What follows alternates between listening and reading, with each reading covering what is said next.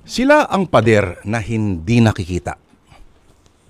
Sila ang humaharang sa iyo mula sa panganib.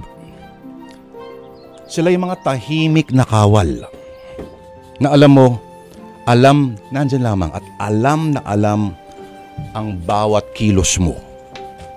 Ang iyong mga gusto, ang iyong mga pinaka-iniiwasan.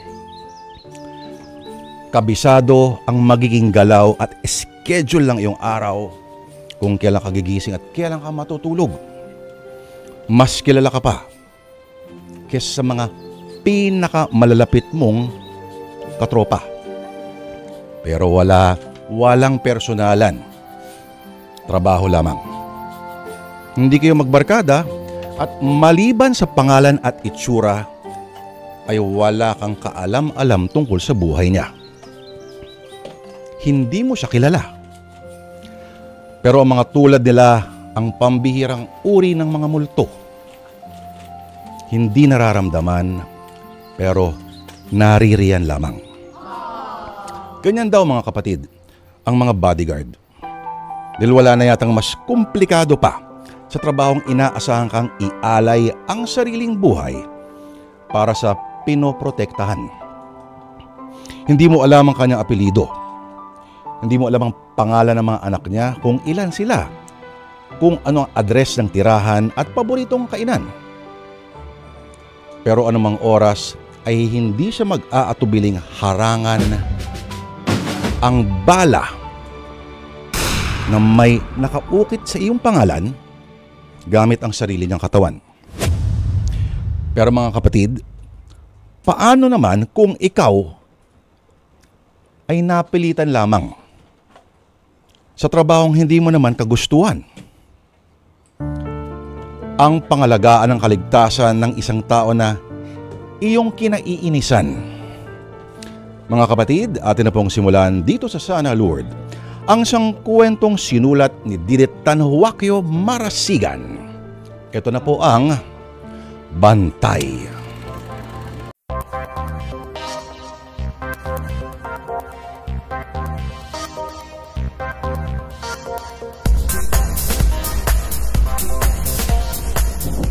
Bukas ka na umuwi, lovely. Baka na sa labas, oh. Talagang bukas na ako uuwi. Ang sarap kaya rito sa inyo. Malaya ako. Kasi naman, kami magkapatid lang narito sa bahay. Nasa Manila sina dad at mommy.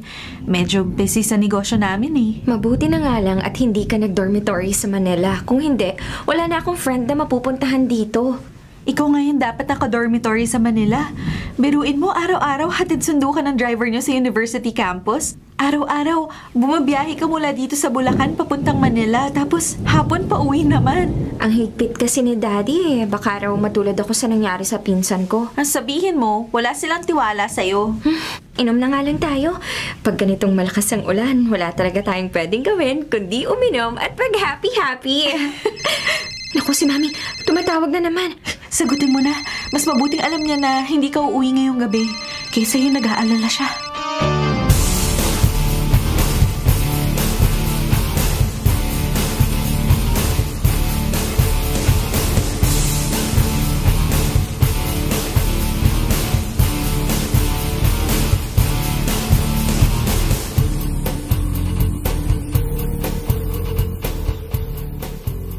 Sino ang kasama ninyo ni Ginger na mag-inuman kayo? Kami lang, Dad. Ano ba namang klaseng tanong yan? Ano klaseng tanong? Tanong ng tatay mo na magdamag nag-alala sa'yo. Safe naman ako kina Ginger. Isa pa, kilala ninyo naman siya. Matagal ko ng kaibigan si Ginger. Pero hindi tama na ang dalagang katulad mo nagpapalipas ng gabi sa ibang lugar. Bahay ng kaibigan ko yon, Dad. Hindi delikadong lugar. Isa pa, alam naman ni Mommy na naroon ako. Pagkahatid sa akin ng driver, nagbilin ako sa kanyang ipaalam kay Mommy na doon ako nagpahatid. Bakit ba napakalaking issue nito sa inyo? Give me a break, Dad! Malaki na ako. 21 na ako. 1 taon na lang sa college at graduate na ako. Bakit tinatrato niyo pa rin akong parang batang paslit? Dahil ayokong mapahamak ka. Ayokong matulad ka Oo na po. Yung nangyari sa pinsan ko, hindi mangyayari sa akin. Di wala nga akong boyfriend, Dad, eh. Paano ako... Oh my, give me a break. Pwede ba magtiwala ka naman sa akin, Dad? Intindihin mo na lang yung constituents mo. Magtiwala ka sa akin at maniwala ka sa akin dahil may pangarap ako at hindi ako papayag na masira to dahil sa isang pagkakamali lang.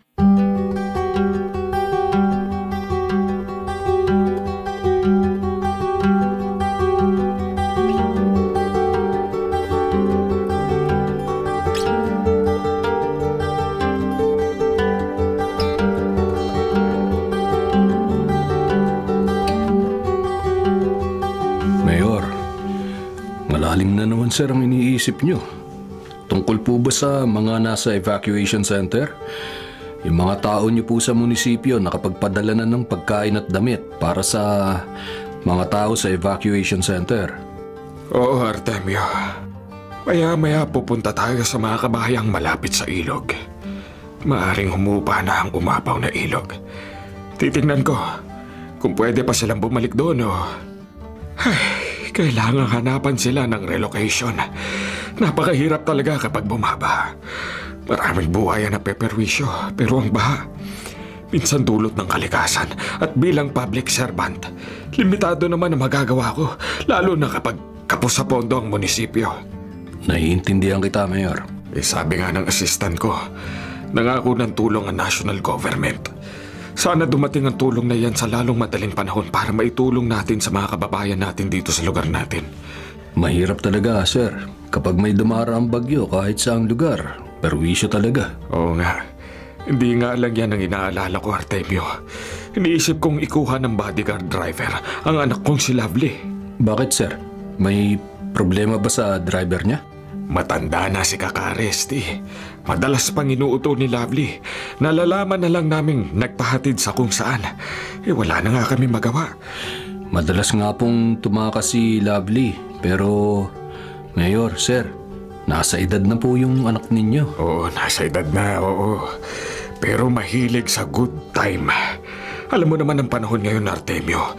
Kahit maingat ang isang tao, nasasalisihan ng mga mapagsamantala. Ilang kaso na ba nangyari kung saan na-rape ang isang babae dahil sa nilagyan ng pampatulog ang iniinom nila? Ay, Diyos ko. Ayoko mangyari yan sa anak ko. Sir, kung mamarapatin nyo yung anak kong nag-aaral nun ng criminology, graduate na po yun at naghahanda para sa board exam. Kung payag kayo, siya po sanang irerekomenda ko. Ay, sino? Si Samuel? Opo, Mayor. Si Samuel. O buti pa, Sam na lang. Kung naghahanda siya para sa board exam, intensyon niya magpulis talaga. Magpulis, mag-abogado. Hindi pa po siya desidido pero uunahin niya yung licensure exam. Kung binata ang anak mo, baka naman ligawan lang niya si Lovely. Ay, sir, tinitiyak ko sa inyo, magiging professional ang anak ko. Trabaho kung trabaho. Gusto ko lang naman masigurong makakagraduate sa college ang anak ko. At masiguro kong ligtas siya palagi habang abala ako sa tungkulin ko bilang mayor. Kaya po yung gawin ng anak ko, sir. Ay siya, isama mo siya rito. Gusto ko muna makausap si Sam.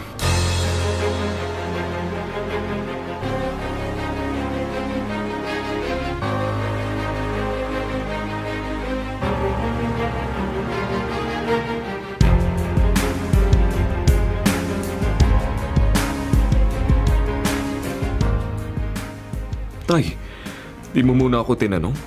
Paano kung ayaw ko? Samuel, makakaipon ka ng halagang kailangan mo para sa board exam. Bukod doon, ito ay siguradong trabaho na.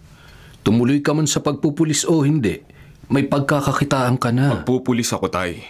Yan ang pangarap ko. Ayoko maging bodyguard lang. Samuel, anak, huwag mo kong ipahiya sa boss ko. Siniguro kong papayag ka. 1 taon lang naman to, anak. Hanggang makagraduate lang ng college si Lovely. Pero Tay, makipag-usap ka muna kay Mayor. Huwag kang basta umayaw. Huwag mo itong tanggihan. Ayokong basta magrekomenda ng kung sino buhat sa aming agency. Mabuti nang ikaw ang maging bodyguard ni Lovely. Dahil makakasiguro kung gagawin mo ng tama ang iyong trabaho.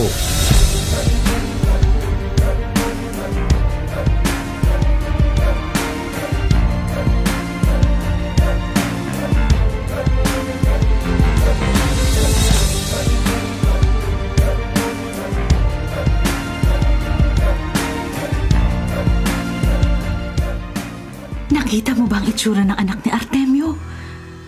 Leon, gwapo si Sam, magandang tindig. Makaligawan yan si Lovely na lalo tayong magkakaproblema. Ay naku, naisip ko na nga rin yan, Annette. Nagulat nga ako na makita ko sila habang papasok nitong bahay natin. Ano ang plano mo? Kukunin mo pa ring bodyguard driver ni Lovely ang binata ni Artemio? Ay, kakausapin ko muna. Naku, basta ako ayoko ha. Mabuti nang manatili si Kaka Resty na driver ng dalaga natin kaysa yung ipagkakatiwala natin sa batang yan. Iba ang pakiramdam ko dyan.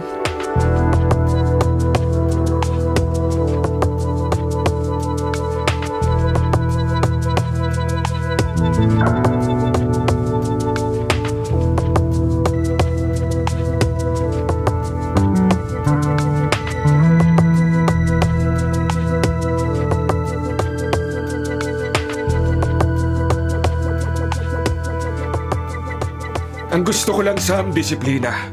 Kung ang schedule ni Lovely ay eskwelahan at bahay, yun lang ang susundin mo. Kung hindi ko siya pinayagan na dumaan sa bahay ng kaibigan o mag-shopping o kaya pumunta sa kung saang bar pagkatapos ng klase, hindi mo siya dapat ihatid doon. Opo, Mayor, masusunod. Sa akin ka kukuha ng direct order. Di ka pwedeng utusan ni Lovely. Opo, sir. Isang bagay pa. Huwag mo siyang liligawan. Ayoko masira ang tiwala ko sa iyong ama. Matagal ko ng bodyguard si Artemio. Buo ang tiwala ko sa kanya. Opo, Mayor, masusunod po. 1 taon lang to, Sam. Gusto ko lang talaga matapos ni Lovely ang pag-aaral niya. Gusto ko lang magkaroon ng kahit kaunting disiplina sa buhay ang anak ko.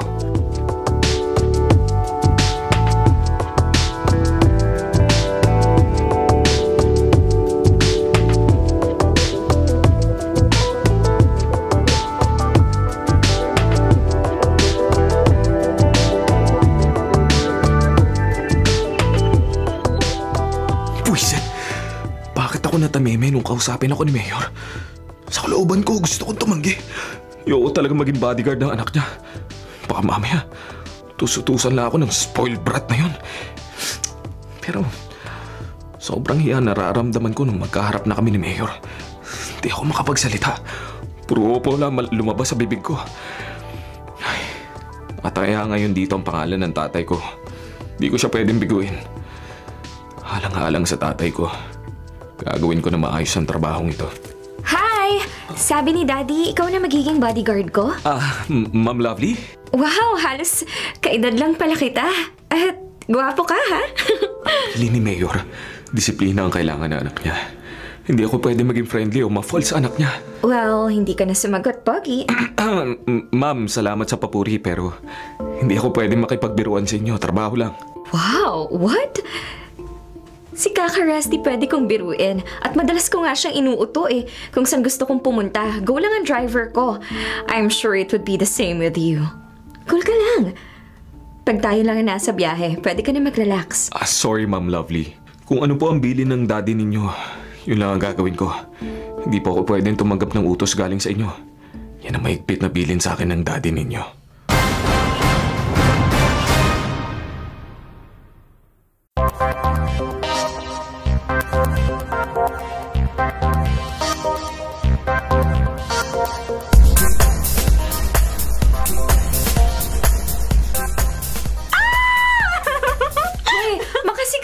Dyan. Uy, ang gwapo ng driver mo! Moreno, matangkad, parang si Ken ng SB90. Ginger, hindi ko siya driver. Siya yung bodyguard ko. Wow! Bodyguard? Social ka talaga, best friend. May bodyguard ka na. May boyfriend ka pa. Bodyguard ko lang yan. At take note, suplado yan. Kaya malabong maging kami. Type mo? Gwapo, di ba? Pero suplado nga, hindi yan tumatawa sa mga joke ko, masyadong seryoso. Baka nagdadrama lang. Ay, ewan ko sa kanya. Basta kung ano raw ang bili ni Daddy, yun lang yung susundin niya. Hindi ko raw siya pwedeng utusan o diktahan. Grabe naman. Naku, ayan, papalapit na sa atin. Ma'am, oras na po para umuwi. Isabay na natin si Ginger. Sa Bulacan din siya uuwi. Ay, wala pong instruction sa akin na ganyan, ma'am. Pero best friend ko naman siya. Kung gusto mo, tatawagan ko si Mommy para siya mismo magsabi sa'yo na kilala nila si Ginger. Pero ma'am, sinabi ko naman po sa inyo. Oo na! Kung anong bili ni Daddy, yun lang ang gagawin mo. Hayaan mo na, Lovely. Madali naman makasakay ng bus sa terminal. Okay lang ako. Nakakainis talaga. Ma'am. Oo na, ito na inaayos ko na nga yung bag ko. Ginger, bukas uli Sorry, sungit kasi nitong bodyguard ko. It's okay. Mr. Bodyguard, huwag masyado masungit. Bawas pogi points kasi. Pasensya na po talaga, ma'am. Bawal po akong makipagbiruan. Tayo na po, Ma'am Lovely. Kakainis ka. Bakit pati best friend ko kailangan mong sungitan? Kailangan ba talagang para kang robot? Sumagot ka naman, maayos yung pagtatanong ko. Hindi ka pwedeng biruin, hindi ka pwedeng utusan, ni hindi kita pwedeng mapakiusapan. Ano ba talaga silbi mo, ha? Sumagot ka nga, Samuel! Hoy! Ang sabi ko, sumagot ka naman. Kapag hindi mo ako kinausap, ipapasisanti kita kay Daddy. Ma'am, mas matutuwa ako kapag nasisanti ako. Ay, salamat, sumagot din. Ang tungkulin ko, ma'am, bantayan kayo. At ipagtanggol kung kailangan. Hindi po makipagkwentuhan sa inyo. Grabe naman. Paano kung gusto kong magkwento? Ayoko mapanis yung laway ko. Makikinig po ako. Hindi ka ba pwedeng magkwento rin o kaya tumawa man lang? Ang instruction po sa akin ay maging bodyguard, hindi maging kaibigan, ma'am. OMG! To the letter talaga? Pero tayo lang magkasama ngayon dito sa kotse. Maging tao ka naman paminsan-minsan. At saka hindi kita isusumbong kay Daddy. Pasensya na po, ma'am. Mabuti na pong sumunod ako to the letter tulad ng sinabi mo para sa kapakanan ng tatay ko. Ayoko siya mapagalitan kung papalpak ako. Pag sinabi kong sisantihin ka dahil ayaw mo akong kausapin, mapapahiya rin si Mang Artemio. Kaya tigilan mo na yung drama mo, magpakatao ka. Dahil kung hindi, mapapahamak si Mang Artemio dahil sa'yo.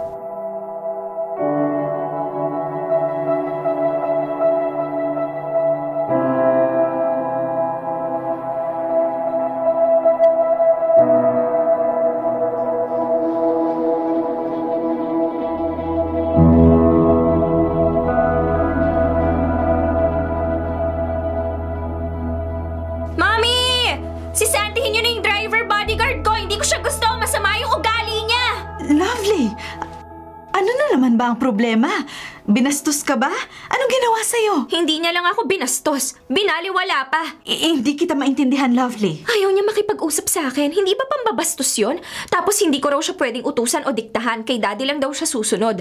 Oh, di pambabaliwala sa akin yun. Mommy, I hate him! Sisantihin ninyo siya! Palitan ninyo! Pero anak, Daddy mo ang kumuha sa kanya. Kung ganon, sabihin mo kay Daddy. Sisantihin siya. I don't like him. I'm beginning to hate him na.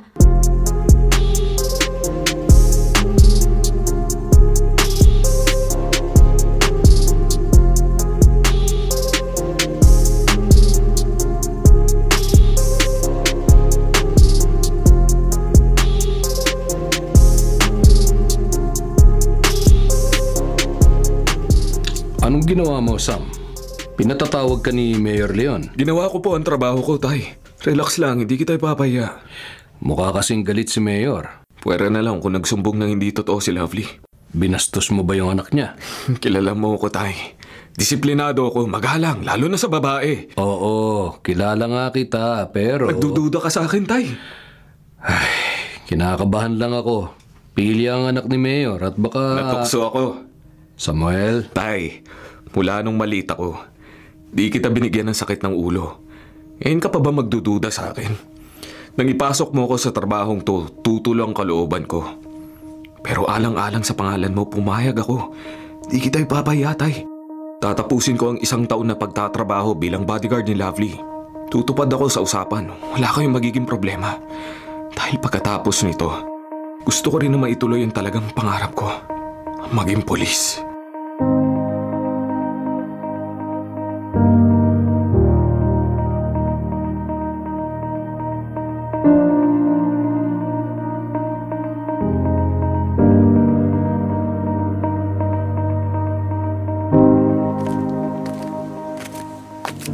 Mayor, pinatawag niyo po ako? Oo, Samuel. Halika sa may hardin. Sige, Dad. Sisantihin mo na yan, ha? Ako ang bahala, Iha. Ako na. Tayo na, Sam. May mga isinumbong sa akin si Lovely. Gusto kong mag-usap tayo ng masinsinan. Mayor, sir. Makinig ka mabuti sa sasabihin ko, Sam. Nilayo kita rito sa hardin para hindi marinig ni Lovely ang sasabihin ko sa'yo. Okay lang, Mayor, kung papalitan mo ako. Hindi, Sam. On the contrary, Iho. Gusto ko ang ginawa mo. Mayor, sir? Sa wakas, Nakatagpo ng katapat ang anak ko. Ayaw mo raw makipagkwentuhan sa kanya. Para ka raw robot. Di pwedeng utuin. At hindi pwedeng utusan. Di ayaw mo makipagkwentuhan sa kanya. Sir, ayoko pong makapagpalagayan kami ng loob. Nagbilin kayo na oo. Ayoko mapalagay ang loob niya sa iyo. Dahil baka maging daan ito para maging close kayo. Halos magkaedad kayo at ikaw ay, let's admit it, a very attractive young man. Salamat po, sir. Pero di ko sisirain ang tiwala ninyo, Mayor. Good. Naniniwala ako sa iyo, Samuel. At hindi kita sisisantihin. Dadagdagan ko pa nga sweldo mo. Dahil mabuti ang ginagawa mo. Ay, maraming salamat po, Mayor. Ako ang dapat magpasalamat. Hindi na ako mag-aalala kay Lovely. Naniniwala akong she is in good hands kapag ikaw ang kasama niya.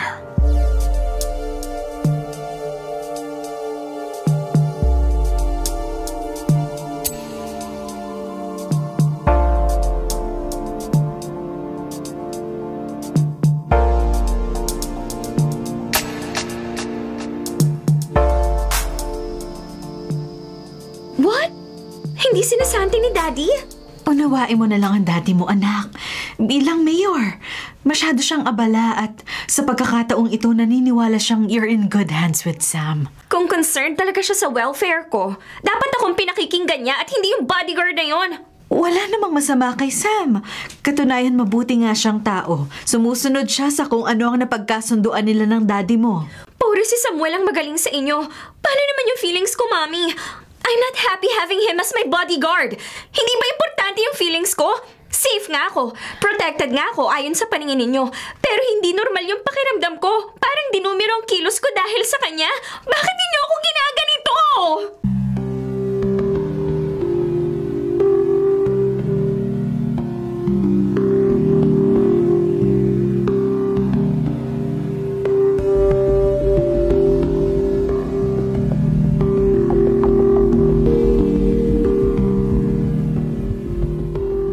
Uy! Narito na naman ang dakilang driver ni Lovely. Kasama. Tingin ko, kahit malaki ang katawan at magandang lalaki to, lamba to eh. Lamba yan! Lamba ka! Lapa pala yan eh. Ano, Pogi? Sumagot ka! Pare, konting lamig. Hintay ko lang amo ko. Kung buhusan kaya kita nitong soft drinks na hawak ko, lalabas kaya ang tapang mo. Uuwi kang umiiyak. Ano, buhusan na natin! Oo! Para umiyak! Sige! Ay, tapon! Iyak na yan! Iyak na yan! Hoy! Ano ginagawa niyo sa bodyguard ko? Loko-loko kayo ah! Duwag naman pala yung bodyguard mo, Lovely. Hindi ko mabuhos sa ginawa ko. Tama na! Tumigil na kayo! Malis na nga kayo! Ayoko na makita yung pagbumukha mo, Billy! Siya, tayo na. Walang kwenta nga sa rin ng isang to. Duwag pala. Ano yun? Bodyguard ka? Binuhusan ka ng soft drinks, hindi ka man lang pumalag? Tingnan mo nga itsura mo. Teka nga, pupunasan ko yung mukha mo. Wag na ako na lang po. Hindi! Huwag mo akong pigilan. Hayaan mong punasan ko yung mukha mo. Alam mo, naiinis na talaga ako sa'yo. Anong klase kang bodyguard? Bakit hinayaan mong gantuhin ka ng mga loko-lokong yon? Kung hindi mo maipagtatanggol ang sarili mo, paano ko maaasahang maipagtatanggol mo ko?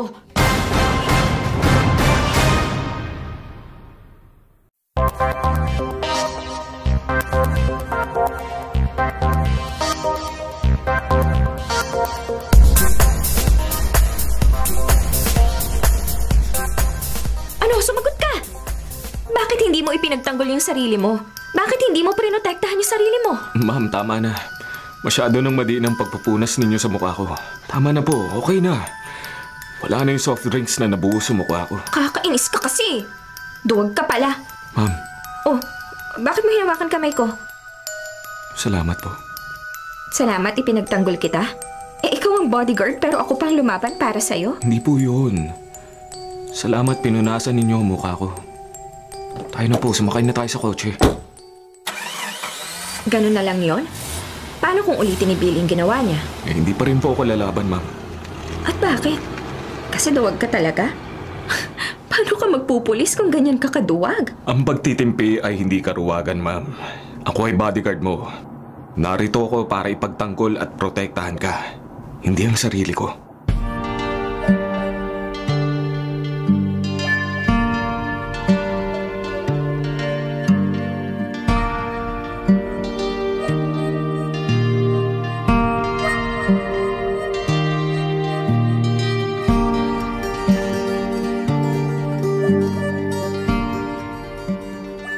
Wow, sinabi niya yun? Oo, Ginger. Natameme talaga ako. Hindi na ako nakahirit. Uy, may kumakabag-kabag na sa dibdib ng best friend ko. Tumigil ka nga riyan. Anong kakabog? Bodyguard ko yun. Hindi ako pwedeng ma-fall sa kanya. Eh kung siya yung ma-fall sa ganda mo, okay sa'yo? Pwede siguro. Taka. Ano magandang title ng kwento kung magkakatuluyan kami? Ang bodyguard at ang sexy lady. Anong klaseng title yan? Pwera biro, Lovely. Baka naman drama lang niya yung paseryoso effect niya pero may feelings na pala siya para sa'yo. Wala siguro. Baka nga may girlfriend si Sam eh. Ayokong isiping may mabubuong relasyon sa aming dalawa. Gusto kong patunayan kay Daddy na kahit iniisip niyang happy-go-lucky lang ako, tatapusin ko ang pag-aaral ko. Seryoso ako sa pangarap ko. Pagka-graduate ko, mag-a-apply ako ng scholarship sa abroad para sa masteral degree ko. Patutunayan ko kay Daddy yon. Hindi ako matutulad sa pinsan ko na maipagmamalaki niya ako.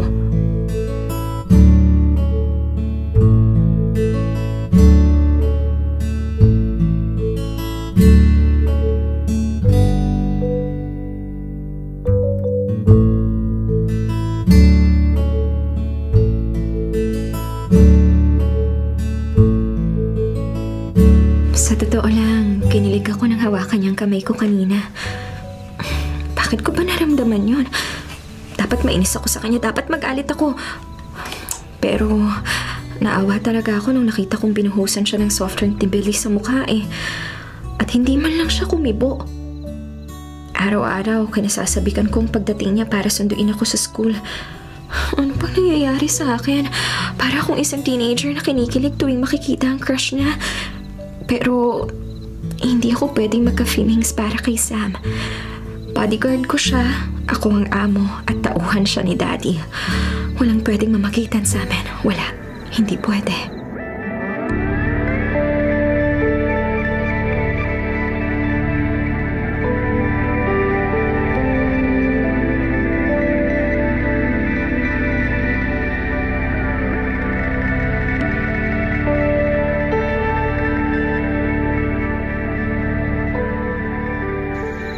Hindi ako makatulog. Parang hindi na tama ang nararamdaman ko. May pagkasundo ko kay Mayor Leon na hindi kami magiging close ni Ma'am Lovely. Pero habang tumatagal, kinasasabikan kong makita siya araw-araw. Tuwing tatarayan niya ako, tuwa ang nararamdaman ko. Hindi ko napigil ang sarili kong hawakan ng kamay niya kanina. Hindi ko yun dapat ginawa. At hindi na yun dapat maulit pa.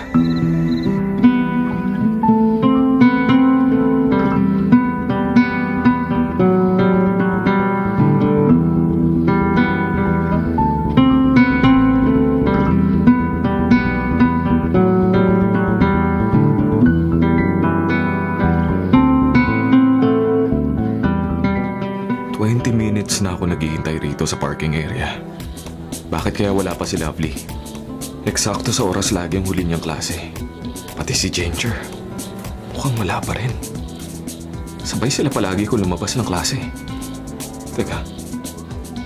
Baka pumuslit yung dalawa na yun ah. Malalagot ako kay Mayor kapag may nangyari kay Lovely.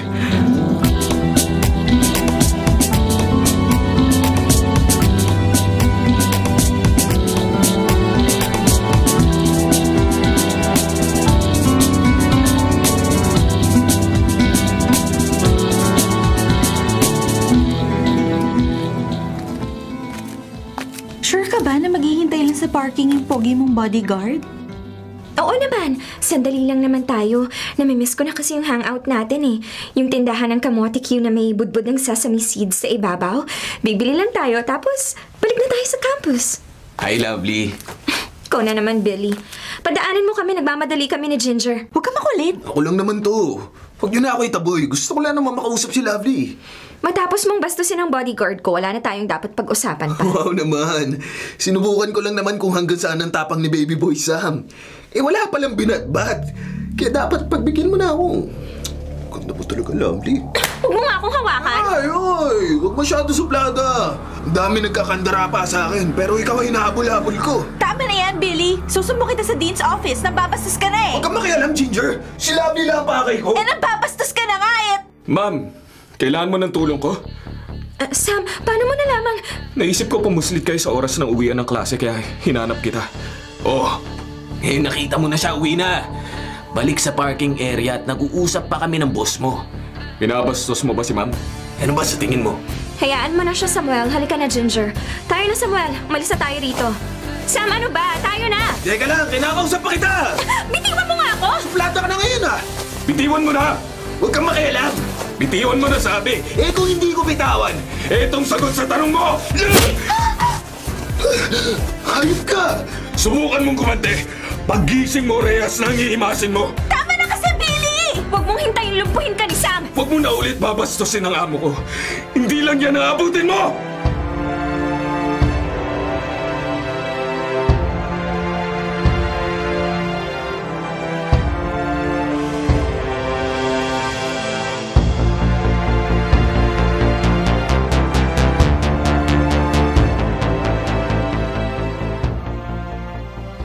Salamat, Sam. Hinanap mo kami ni Ginger. Kaya ikaw, girl, huwag ka na ulit tatakas sa bodyguard mo, ha? Hindi na mauulit, pero huwag mo akong isusumbong kay Daddy, ha? Kailangan ko ito i-report, ma'am. Please, huwag na. Promise, hindi ko na uulitin. Pero ma'am, nagtangka na masama si Billy sa inyo. I can handle this. Please, huwag mo muna ipaalam kay Daddy. Ayoko ng iskandalo sa school. I-report na lang namin sa school official. Hindi, Ginger, wag. Ipatatawag nila si Daddy o kaya si Mommy. Paano kung bastusin ka ulit ng demonyong yun? Hindi ako makakapahayag, Ma'am Lovely. Hindi na. Hindi na ako guguluhin noon. Iiwasan ko rin siya. Susunod na ako sa schedule ko. Hindi na ako pupuslit ulit basta ipangako mo hindi ito makakarating kay Daddy. Kumbinsido na ako, Samuel. Naniniwala na akong kaya mo akong ipagtanggol.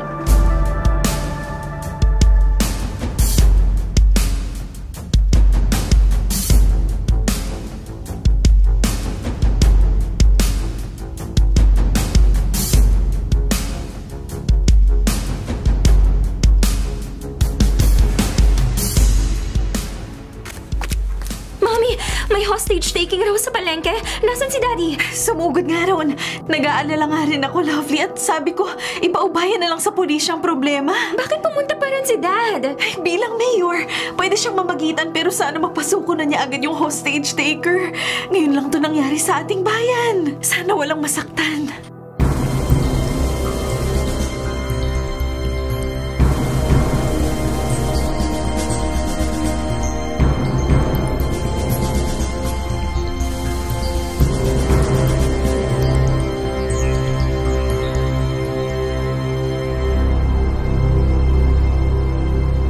Naghihintay na si Lovely. Hindi kami dapat matraffic paluwas ng Maynila. Ano ba meron dito sa palengke? Ang bagal ng usad ng traffic. Parang may pinagkakaguluhan sa gitna ng palengke. Si Mayor Leon. Palapit siya sa maraming tao. Ano meron? Teka nga. Papark ko muna tong kotse. Hindi ko natatanong si tatay. Bilang bodyguard ni Mayor, dapat lagi nakasunod sa kanya si tatay. Bakit hindi siya kasama ni Mayor ngayon?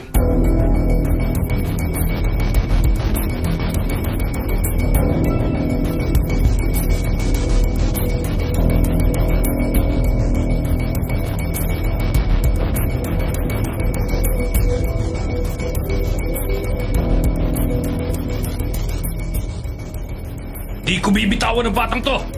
Hanapin niyo misis ko. Ayaw niyo makipagbalikan sa akin. Sinabi ko na sa kanya, mamamatay ako o papatay ako kapag hindi siya nakipagbalikan! Pare! Si Mayor Leon to! Mukhang dayo ka sa bayan namin! Tutulungan ka namin sa hinaing mo, pero itiwan mo muna ang patalip! Mag-usap tayo!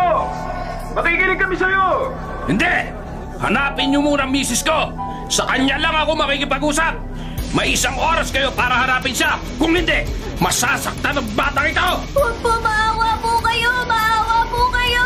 Tahimik! Tumahimik ka! Nene! Sundin mo siya! Narito lang kami! Tutulungan ka namin! Dalhin niyo rito ang misis ko! Siya lang ang kakausapin ko! Sige! Pero maikli ang 1 oras. Bigyan mo kami ng 5 oras para mahanap siya. Ano ba ang pangalan niya? Saan siya nakatira? Hindi! Huwag niyo ako utuin! Matagal ang 5 oras! Sa loob ng 1 oras, dapat madala niyo rito ang misis ko! Naririnig niyo? 1 oras!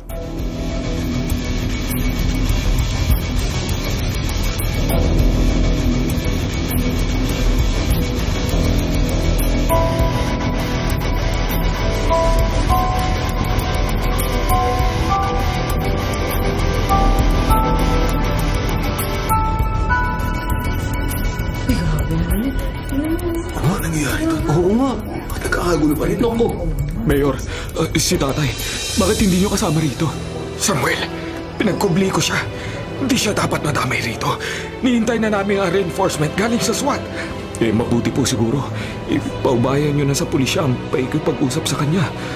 Baka manghinala siya kung biglang iba ang maikipag-usap sa kanya. Pero Mayor, sandali Sam. Namumudla na ang bata. Mukhang kailangan na kumilos na mas mabilis. Ano po ang gagawin ninyo? Kailangan pa kayo usapan ng hostage taker. Nasasakal na ang bata sa higpit ng pagkakayakap niya sa leeg nito.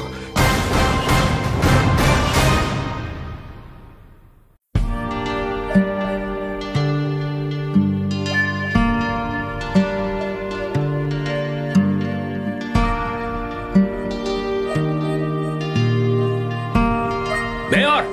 Nasaan na misis ko? Malapit na matapos ang 1 oras! Oo, naintindihan ko. Inutusan ko na ang tauhan ko para hanapin o kontakin ang misis mo. Ginagawa na nila ang lahat para maisama siya rito. Ako naman ang hihiling sa'yo. Ibaba mo na ang patalim na hawak mo. Pagkatapos, ano? Pagkatapos, palayain mo na ang batang hawak mo. Wala siyang kinalaman sa problema mo. Hindi pwede! Hindi niyo ako tutulungan kapag binitiwan kong batang to! Nangangako ako. Ako mismo ay hindi aalis sa tabi mo hanggang sa dumating ang misis mo. Walang kakanti sa'yo rito. Ginagalang ako ng mga kababayan ko. Tutulungan ka namin. Maniwala ka sa akin. Ayun, bitiwan mo na ang bata. Ibaba mo ang patali. Mag-usap tayo. Sige! Tutupad ka sa sinabi mo? Oo! Ibinaba niya ang patalim. Binitiwan niya ang bata. Halika, Nene! Bilis! Mayor Leon! Sinasabi ko na! Nilolokot niyo lang ako! Mayor, tumaba kayo! Taba! Papatayin kita!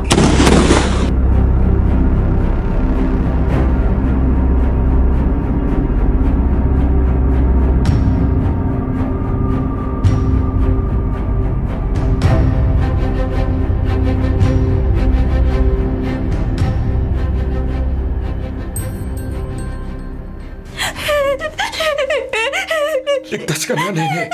Ligtas ka na, Nene. Tumahan ka na. Dadalhin po sa ospital ang hostage taker. Sa braso lang siya pinatamaan ng sniper para mabitawan niya ang patalim. Tapos saka siya dadalhin sa presinto. Maraming salamat, Sam. Wala po kayong dapat ipagpasalamat sa akin. Sinikap ko lang tumulong para sa kaligtasan niyo. Nang dumating ang SWAT team, agad silang nagdesisyon kung ano ang gagawin. Kaya nung handa na ang sniper, pinadapa ko na agad kayo. Daddy! Salamat, ligtas ka. Lovely, anong ginagawa mo rito? Hindi po ako mapakali sa bahay. Hindi dumating si Sam at ikaw naman. First time mo mag-handle ng hostage taking. Natakot ako na baka... Okay na ako, anak. Ligtas kaming lahat, Nene. Sige na, sumama ka sa social worker na tutulong sa'yo.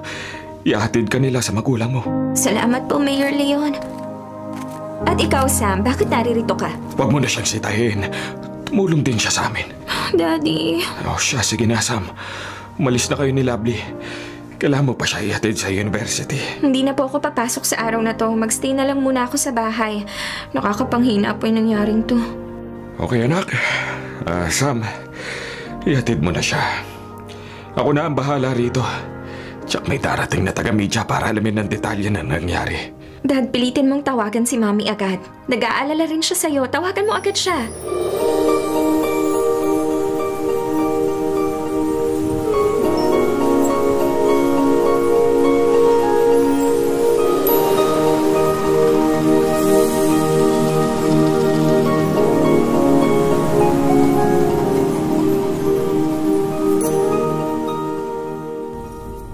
ba ng mga pulis ang misis ng hostage taker? Opo, ma'am. Ihahatid na siya roon sa ospital na pinagdalan sa mister niya. Bakit kaya siya gumawa ng ganito? Mabuti na iligtas yung batang hinostage. Baka ma'am gumagamit ng droga. Madalas mga adik ang gumagawa ng ganito eh. Ngayon ko lang na-realize, mapanganib pa rin talaga ang mundo. Kaya nga po gusto ko maging pulis, ma'am. Gusto ko makatulong na masugpo ang kasamaan sa paligid. Kahit na sa maliit kong kakayahan. At itong pagiging bodyguard mo sa akin, nagiging hadlang sa pangarap mo. Hindi naman po, Ma'am Lovely. Sam, pwede bang pag tayong dalawa lang, Lovely na lang yung itawag mo sa akin? Hindi po talaga pwede, ma'am. Nangako ako sa daddy niyo na... Na ano? Ano ba talagang pinag-usapan niyo ni daddy at ganyan kalagi ka formal makipag-usap sa akin? Alam mo, nakakapagod na rin to, Samuel. Ma'am, ang usapan namin ng daddy niyo, 1 taon lang. Hanggang makagraduate ka lang. At pwede ko na ituloy ang pagpupulis ko. Oh, madali naman yun ah. Naka-6 na buwan ka na at 6 months na lang, tapos na ako sa pag-aaral ko. Bakit hanggang ngayon ganito tayo ka-formal mag-usap? Gusto ko namang makilala ka pa, maging kaibigan kita.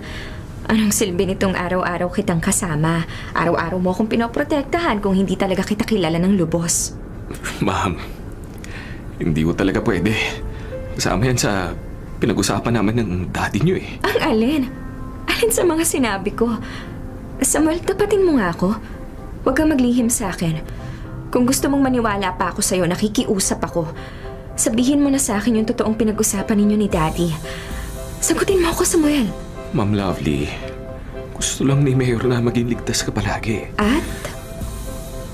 Ma'am, ihahatid na kita sa bahay ninyo. Hindi, nag-uusap pa tayo. Huwag mong i-start yung kotse. Wala kang dapat alalahanin sa akin, ma'am. Matino akong tao.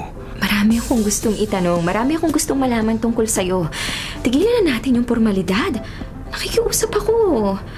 Pwede tayo maging magkaibigan na hindi nalalaman ni Daddy at Mommy. Ayoko po talagang sirain ang tiwala nila. At paanong tiwala ko? Okay lang sa'yo na palagi kitang inaaway? Okay lang, ma'am. Basta sa'kin hindi! Nakakapagod na to! Ma'am, bumalik ka rito! Ihatid na kita sa inyo, Ma'am Lovely! Humabol ka kung kaya mo, buwiset! Ma'am, please! Ginagawa ko lang ang trabaho ko! At pinahihirapan mo ko! Ano pa bang kailangan kong gawin para makuha ko ang atensyon mo? Ako na nga itong nagpaparamdam sa'yo eh! Pero iniiwasan mo pa rin ako! Manhid ka pa talaga o hindi pa sapat yung ganda ko para sa'yo? Ma'am Lovely! Hindi mo alam ang sinasabi mo! Tayo na po! Hindi! Uuwi ako na naglalakad at huwag ka susunod! Ma'am, pakiusap naman! Babalik lang ako sa kotse kapag sinabi mo sa akin ang totoo, yung buong pinag-usapan ninyo ni Daddy. Okay. Pinagbawalan niya ako. Pinagbawalang ano? Makipagkaibigan. Makipagmabutihan sa iyo.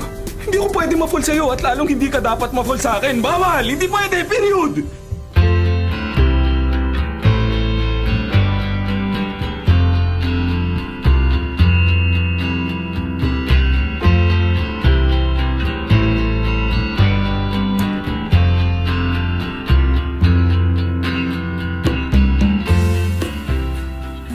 Tapos, ano nangyari? Wala. Bumalik ako sa kotse. Speechless.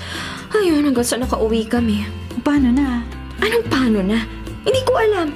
Para ako napahiya, Ginger. Siya, kaya niyang disiplinahin yung sarili niya, pero ako, lantad na lantad yung feelings ko sa kanya. Ako yung amo, pero parang ako pa yung namamalimos ng pagmamahal. I hate it. At nangako ko sa sarili ko, hindi ko na muling babanggitin yung mga nasabi ko kanina.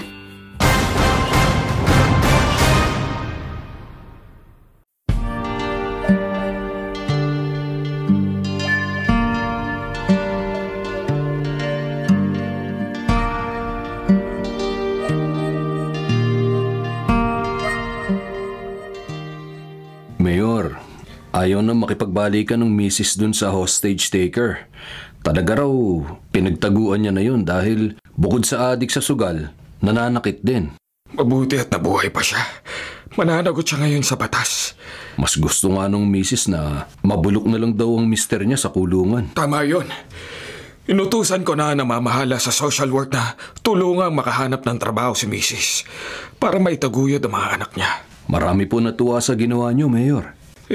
Bahagi ng tungkulin ko yan, Artemio. Malaki ang pasasalamat ko. Walang nasaktan sa insidenteng yon. Maliban sa teenager na hinostage, na trauma ng husto yung bata. Oo nga naman. Pero binilin ko na rin ibigay ang lahat ng psychological assistance para naman ma-overcome ng bata ang trauma. At bago ko makalimutan, salamat din kay Sam. Hindi siya umalis hanggat hindi niya nasigurong ligtas na ako, Artemio.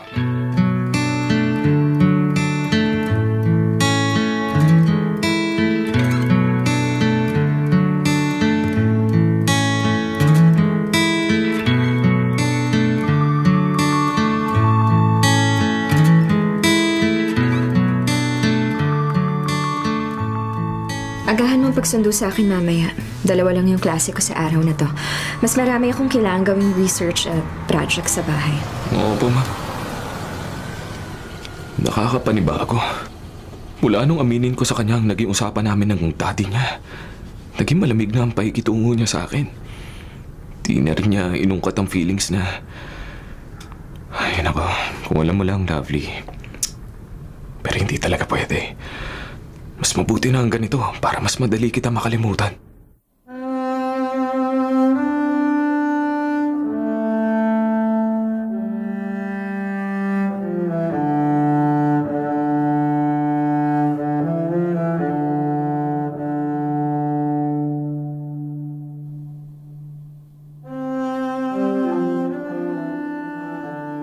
Malapit ng graduation natin. Meron bang party sa bahay niyo? Siyempre naman, pupunta ka ha. Konti lang naman yung mga inimbita ko. Oo, wala namang panghanda yung parents ko kaya doon na lang ako makikiparty sa'yo. May isa pa akong surprise sa'yo, Ginger. Heto, dumating sa email ko kahapon. At pinaprint mo pa talaga ha? Teka nga, basahin ko. Wow! Totoo ba to? Oo naman, kaya nga pinaprint ko pa eh. Ipapabasa ko rin yan kay Mommy, siguradong matutuwa siya.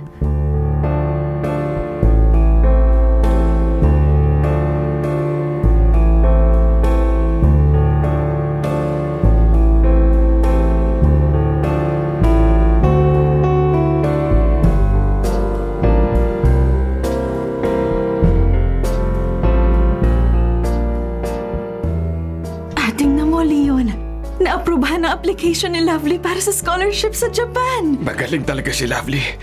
Noon pa man, bilib na ako sa anak natin yan. Kung bilib ka talaga sa akin, Dad, hindi mo na ako kinailangang ikuha ng bodyguard. Ay, Lovely. Alam mo naman kung bakit ko yan ginawa. Oo nga, anak. Gusto lang namin na palagi kang ligtas. At ngayon, mag-aaral ka naman sa Japan. Para sa masteral degree mo, mapapalayo ka na talaga sa amin. Pero kaya ko nang protektahan ang sarili ko, Daddy. Mommy, huwag na kayo masyadong mag-alala tungkol sa akin.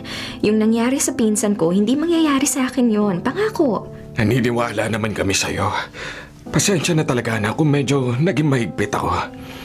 Di mo mayaalis sa aming mag-alala. Dito lumaki sa atin ang pinsan mo at hanggang ngayon, sinisisi ko pa rin ang sarili ko sa nangyari sa kanya. Daddy, huwag ka pong mag-isip ng ganyan. Walang may gusto na mangyari yun sa kanya. Mahal natin siya at lahat tayo umaasang makabalik pa rin siya sa dati. Lovely. Hindi ko po sasayangin ang scholarship ko sa Japan. Balang araw, matutulungan kita, Dad, sa pagsisilbi mo sa bayan natin. Maipagmamalaki mo ako ng totoo.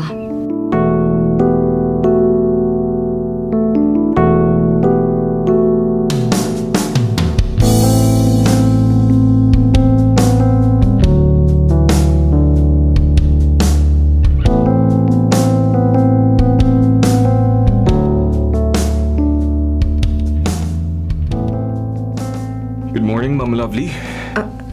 Good morning, Samuel. Ikaw ba maghahatid sa akin sa airport? Opo, ma'am. Nakiusap si Mayor na, total, huling araw ko ng paglilingkod sa pamilya nyo. Ako na raw ang maghahatid sa inyo sa airport. Salamat. Tayo na.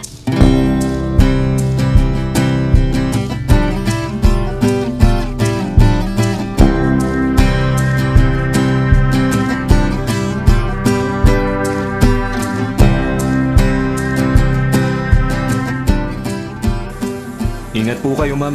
Lalo na pag nandun ka na. Salamat. Sam, sandali. Ma'am, may naiwan ka sa kotse? Hindi, sandali. Payakap. Huling araw mo sa aming pamilya, huling araw ko sa Pilipinas. Mamimiss kita. Sana balang araw, makita pa rin tayong muli. Lovely. Ngayon mo lang ako tinawag na walang kasamang mama. Matagal ko nang gustong gawin yan. Ngayon pwede na. Dahil tapos na ang paglilingkod ko sa inyo. At sana nga balang araw, magkita pa tayong muli. Sam. At sana, pagdating ng araw na yon, sigurado ka na talaga sa feelings mo sa akin. Mahihintay mo ba ako? Maghihintay ako. Pangako. Pangako.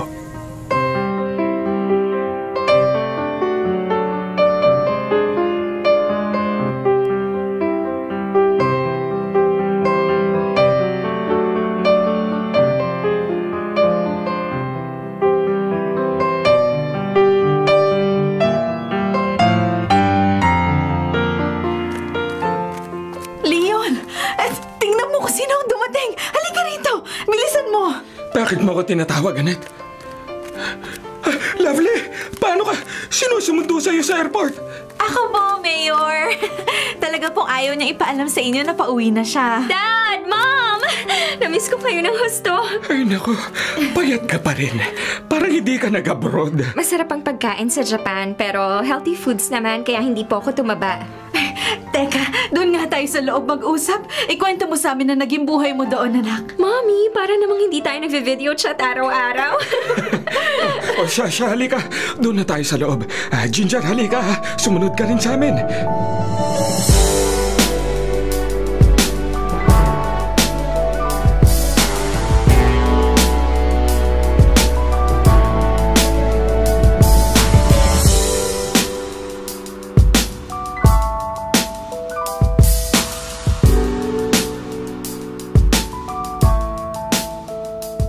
Dumating na pala si Lovely. Nakita ko kanina. Naharap na sa malaking bahay. Kumusta na ba siya? Maganda pa rin, anak. Tuwan-tuwa yung mag-asawa nung makita siya. Natapos na rin pala ang kanyang masteral degree. Siguro magiging abala na siya ngayon.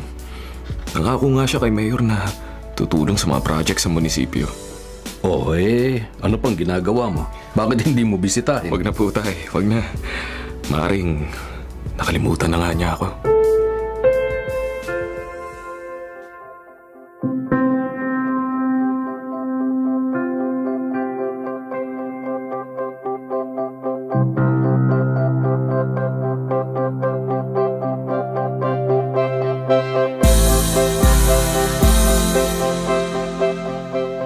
Sarge, may naghahanap sa'yo.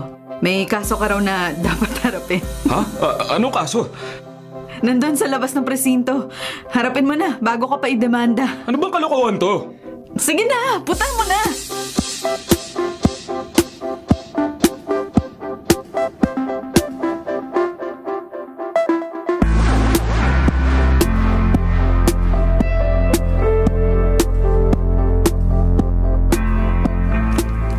Miss, ikaw bang Lovely? Ilang araw na ako nakauwi, hindi ka pumupunta sa bahay. Hindi mo naman ako iniimbita. Bakit ako pupunta? Hanggang ngayon ba ako pa rin ang manlilimos ng atensyon mo? Hanggang kailan ka magpapahabol? Hindi ganun. 2 taon ka na wala. Siguradong marami ka nakilala ron. Nakasalamuha. Sino ba ako para palagahan mo, ha? Pero nangako ako sa'yo at nangako kang maghihintay.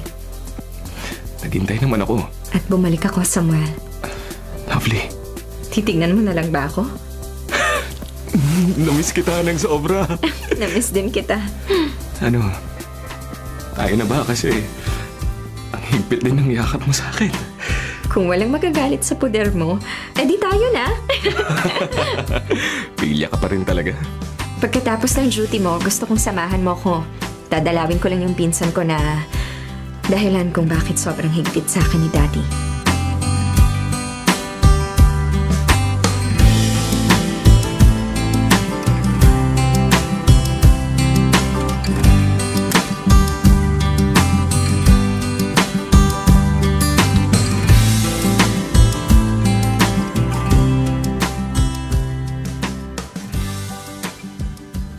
pala siya sa mental hospital ginagamot. Oo, Sam. Biktima siya ng date rape. Nakipag-date siya sa isang bago lang niyang nakilala sa chat. Nilagyan nito ng pampatulog yung ininom niyang alak. At nirape siya nito ng paulit-ulit. Ilang araw siyang tinurukan pa ng ibang droga. Nang matagpuan ng pinsan ko, tulala na siya. May mga sandaling bumabalik siya sa normal. Umiiyak at sa kanya nasasabi ang nangyari sa kanya. Tapos nung tinangka niyang magpakamatay, napilitan na kaming dalhin siya rito at ipagamot. Kaya naman pala, hindi ko masisisi ang daddy at mami mo. Umaasa kaming gagaling pa ang pinsan ko na parang kapatid ko na rin. Sana nga, Lovely. Sana nga talaga. Salamat ha. Hinintay mo ako. Salamat din naman at bumalik ka. Kung nagtagal pa ba ako sa Japan, meron pa akong babalikan? Makapaghihintay ako kahit gaano katagal. Mahal ko. Ulitin mo nga yun? Yung maghihintay ako? Hindi. Yung mahal mo ako. Ngayon ko lang kasi narinig sa'yo yan eh. Mula ngayon, araw-araw mo na itong maririnig sa akin. Dahil malaya na ako aminin sa'yo na mahal na mahal na mahal na mahal kita. Mananatili mo akong bodyguard, Lovely. Hanggat gusto mo. Hanggat kailangan mo ako.